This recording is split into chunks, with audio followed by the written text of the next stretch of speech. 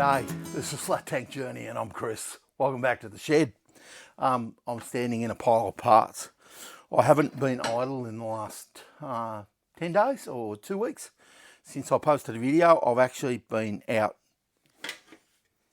getting wedge tank parts. Long story short, I was chasing a project bike and I bought the project bike, and then as part of a job lot there was another bike, and that was a wedge tank. Now this wedge tank's not complete, but it's got some cracking parts, including the pack rack, rear guard, a complete header pipe, engine magneto, sprocket, and all other sorts of bits and pieces. Anyway, that's a long story and you'll see more about it in the coming weeks. The new project bike is some time away, so don't get overexcited about that, but more. Let's get into it. I'm going to change out the rear guard that I've actually got 3/4 of a video made about it. Let's have a look and see what I had done to the rear guard I had, and then we'll talk about putting the rear guard and the correct mounting system, which is a carrier, on the bike.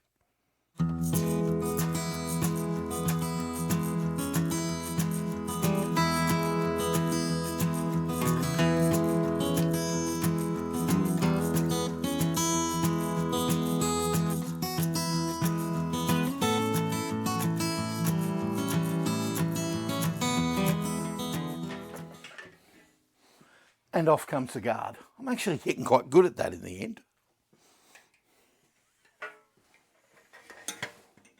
Rightio, here's the guard I got as part of the job lot. Now, in frame, you don't need to see me, you need to see the parts.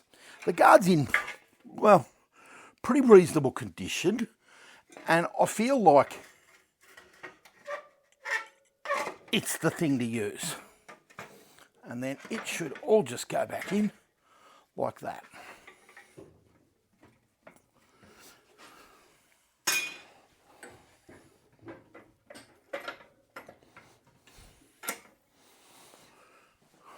And it kind of goes together that easy.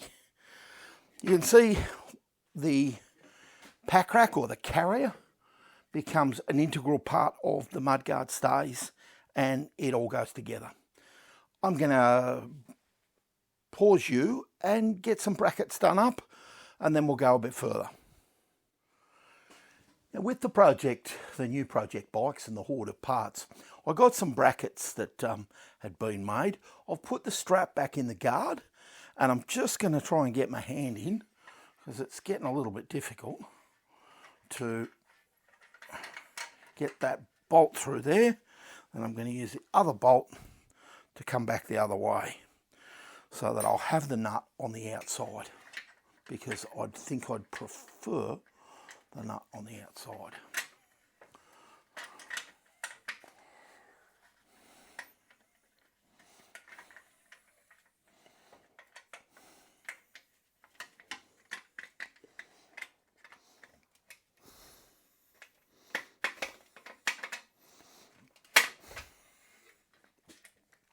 Now, in that hole, you've actually got to get the bracket, the bracing strap, the guard, and the mudguard strengthening piece, all to line up all at once. So that's a bit of a pain in the bottom.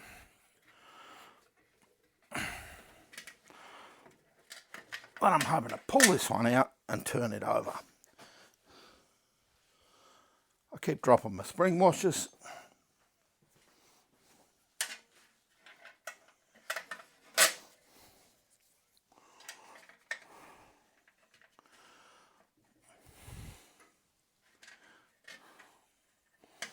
Wrong size.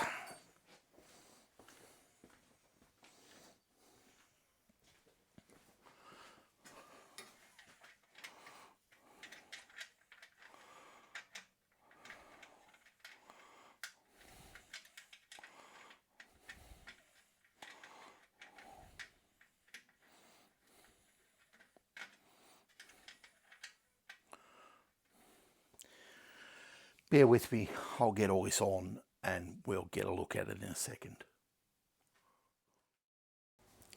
So sound problems continue to plague me, and the sound from the video wasn't good enough to use. So you can see here that I've bolted the guard on, and I have bolted down the bottom at the back of the gearbox on the rear stay, and there's 2 bolts there. And then I found a bracket in the cache of parts that fits perfectly over the carrier and goes through the 2 holes that are already in the guard. Here you can see me on the left hand side of the bike fitting up the down brackets from the carrier. Now on the left hand side they're actually welded together and they go on as one. And on the right hand side they go on one at a time. Now they're a little bit sticky to get on and needed a bit of persuasion to go over. But in the end, when they fitted really well. I'm hitting it with a piece of soft brass there rather than a hammer, trying not to damage things. And in the end, they do pop over and it fits perfectly on. The thread on those bolts that's coming out of the frame, and they were special bolts that were stepped, if you remember when I put that together, was actually very short, and I've got a flat washer on there. The reality is in a moment I take that flat washer off and you end up with a full nut full of thread, so to speak, on each side, and it fits perfectly. It's a good result.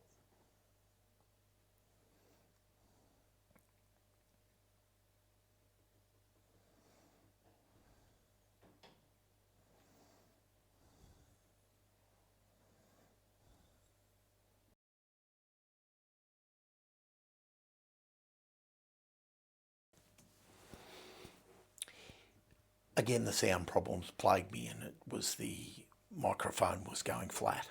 Sorry about that. Here I am fitting up that small bracket to the top of the guard and sandwiching the carrier into place. Now, it fitted, but it did take a fair bit of persuading to fit.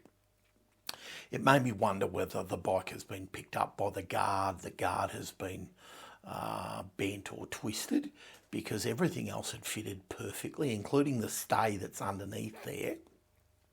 Fits perfectly. And the little bracket did fit, but it did need some encouragement. So I'm not really sure why, but further down the video, I do get a sense that the guard has been bent outwards, and maybe that explains some other things. In my true fashion, flat washer, spring washer, dome nut, and they look good. It is really starting to look good now. Okay, there's the new guard pack rack fitted up. It looks a treat. Fits at the bottom. You can see the nut. Fits, fits, fits. And then probably, one of the nicest things is a refabricated stand clip, maybe. Hard to tell. Looks too good. Although there's some pitting and, it's a bit hard to tell. It's bolted on at the top.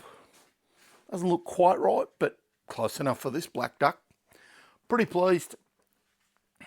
Well worth it. Came as part of the job lot. Let's have a look. I think I've got a rear stand. Have a look at this little beauty. Now, I'm guessing this has been remade, but I could be wrong. It appears to have welds, and the tabs for the stand appear to be new. But this is going to fit perfectly, I think, because it fitted perfectly on the old frame of the other bike. Let's have a look. Okay, rear stand goes in there, and it is a tight fit over the top of that. Perhaps that isn't right. Let's see.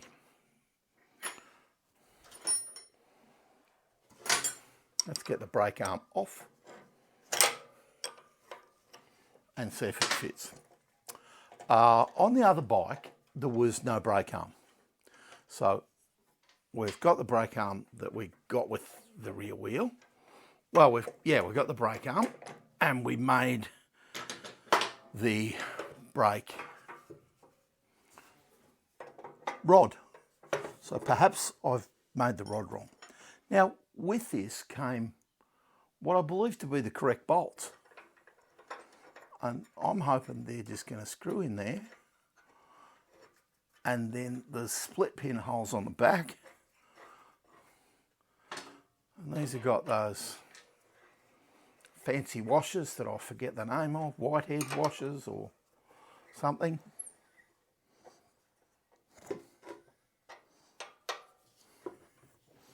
That appears to be about right. Then on the other side, those threads don't feel quite tight enough to me. You know, I could be wrong, but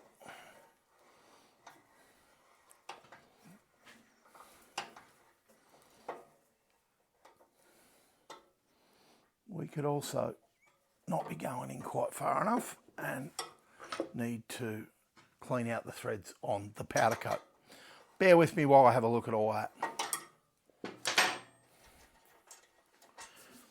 I've had a good look at both of these, and they both appear to just slide through.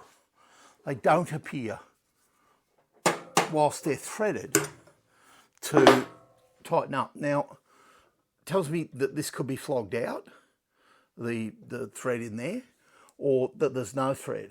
It's really hard to see. There does appear to be thread, and there really isn't room for a nut on this side. There'd be room for a split pin to go through the hole, and they do come with a split pin, or there's a split pin hole.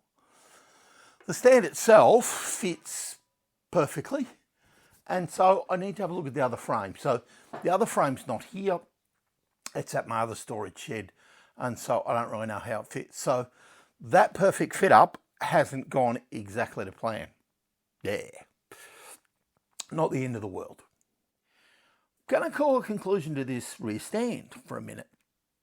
Something's not quite right.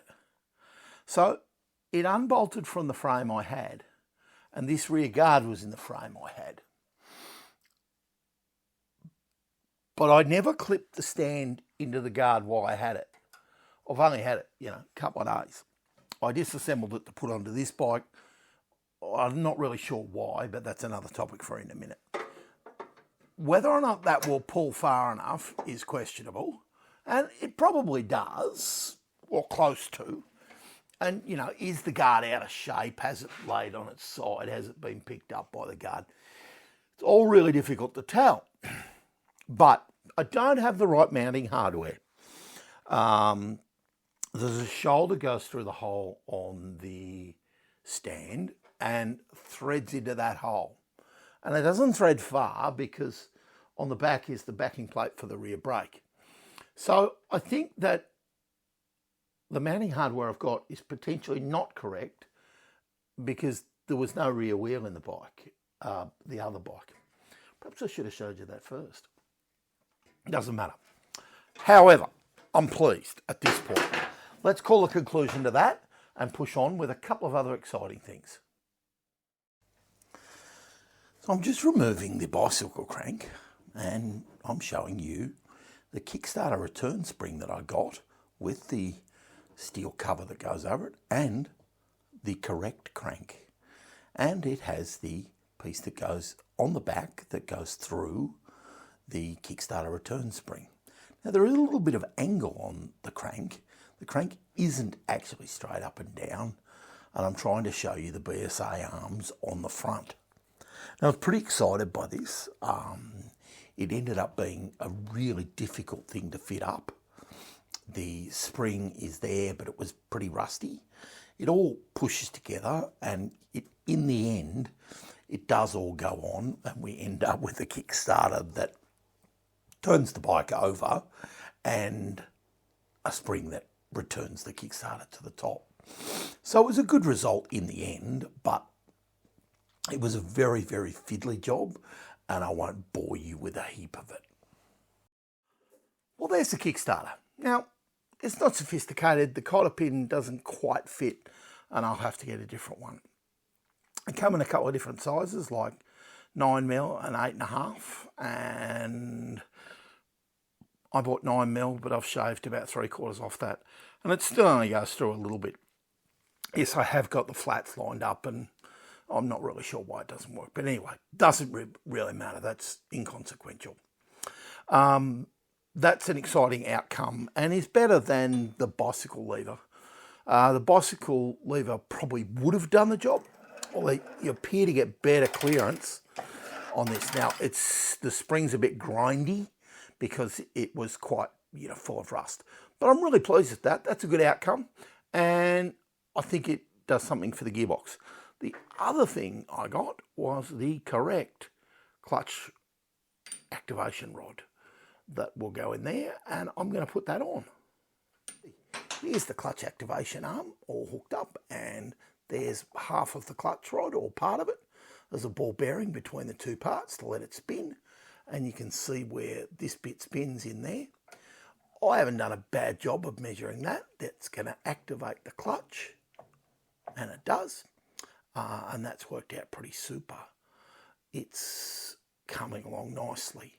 You can see that the Kickstarter and the clutch activation arm clear one another.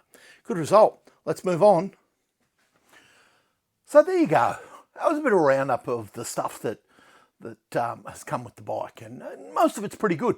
Pretty happy with it, but there's more to come. And I'm going to make you wait and clickbait you, or whatever you talk about. I'm going to make you wait. Other things that came with the bike. So a few brackets. Got a nice original primary chain cover. Really, really super. Weird because I've just bought one. But, you don't know what's happening. So that came with the bike. A complete header pipe came with the bike. Now, the header pipe I had, and I was right, has been cut off. So nice to get what I believe to be a copy of an original. And that was super. Let me put that down. Got a magneto. The correct one. Excited. Also came with an advance and retard cable that's in poor condition, but it's got the fitting on it, and that was a fabulous result. So, magneto, really good. Rear sprocket, I was excited, I'd have to say. The correct rear sprocket to go with the rear sprocket, because the teeth are pretty worn, was a brand new sprocket ready to be rebanded, I suppose is the word we'd use. So I was pretty excited about that too. Might be one tooth bigger, but it's pretty good. So I was happy with that. That was a good result. Came a little fuel tap, an oil tap, another Kickstarter, but that's for something else, so don't stress about that. And then this bucket. This bucket was pretty exciting because in it are a series of cranks and big ends. Now this is what I believe to be a new old stock big end with new bearings in a conrod that's kind of ready to go. That was very exciting. I was going to use another word, but I better not. Now, I might bring you in and we'll go through this bucket and do a little unpack, and you can see what else was in the tub. So, more of the parts, less of Chris. Now, a little star washer. Assume that's off the front end, and that was all in a little baggie. Got a couple of valve lifters, nothing special. Another one, super. Now, I believe these to be new valve guides. Super. Some timing gears in good nick, again in the bag. New valves with new springs, new retainers, and I think the little clips are in there as well. So new valves. perfect. A bushing, plastic, the centre of a clutch, exciting. Bearings, they're a bit shabby, but you know, could be worse. Now, I think one of these is a new old stock big end or a reground big end. Not sure. Somebody took care and put it in a pill bottle. Then I have springs, looks like it's off the shifter. A gudgeon pin. Gearbox. Ah, that's what I was looking for. I think these are the small end bushing. And there's two of them. And I think that's an insertion tool that goes in when you're inserting the small end into the conrod. Or I think that's what it is. And there's a pair of those. So that to me, and I think I've got 5 cranks in another tub. That was the piece I really wanted to show you. There's assorted bearings, woodruff keys, a washer, and bearings. There's assorted pieces in pill bottles. This was the other bit I was excited about, is another big end. Now again, this is covered in grease. I'm guessing that's new old stock because it's still got the part number on the end of it. Now, I could be wrong and maybe I'm overexcited, but that is another 2 big ends. Now, they're different, so I'm not really sure what belongs to what or how it comes to be, but I'm going to talk to someone who'll know more about it. But I am super excited to see at least one conrod that has what I considered to be no movement, no sideways, no up and down, nothing. That was really exciting. But I'm going to go and talk to someone about that this afternoon. This is just part of the Hoard. The Hoard of parts is quite extraordinary, including another relatively complete different model BSA project bike and the rest of this, but I'll show you more as the weeks come by. One more thing, well, 2 or 3 more things to show you. The oil pump, the fuel caps, and something else. Come and have a look at this last bit. There's the last bits I wanted to show you that I picked up in this job lot. It's a tank, obviously, but it's finished. It's pretty magic. I'd say it's kicked around for a few years. It's got a couple of little white marks on it. Maybe it's polish. It's almost spotless. I couldn't have painted it as well myself. I think the decals are pretty much correct, and if they're not, I don't care. It's got the fuel and the oil cap, including the chain on the oil cap that hooks into the tank. It's not hooked in at the minute. And really importantly, it has the correct oil pump. I'll walk around that side. And the oil pump, of course, this is the first year of that oil metering system in the sight feed bowl. And so there's just a nut and a pipe runs down to the engine. The oil pump has, I think it's the correct knob, not sure. Probably needs a new washer, but I have some. I'm just a bit excited about owning the tank, the oil pump, the caps, the bolts, the brackets, everything. I'm well pleased. There you go. That's the Wedge tank so far. Now, in honesty, I've bought, I know you love it when the neighbours are mowing the lawns at the time you're trying to talk. Sorry about that. In all honesty, I've now got 2 of these, or 2 75% bikes. I aim to build the best bike I can, and possibly, which is not like me, the most original bike I can, using the best of all of the parts I've got. And then I aim to put together a project bike, and again, not like me, I aim to sell the other project bike. If anyone's in my neck of the woods and wants a Wedge tank BSA, let me know. This little example is going to be super.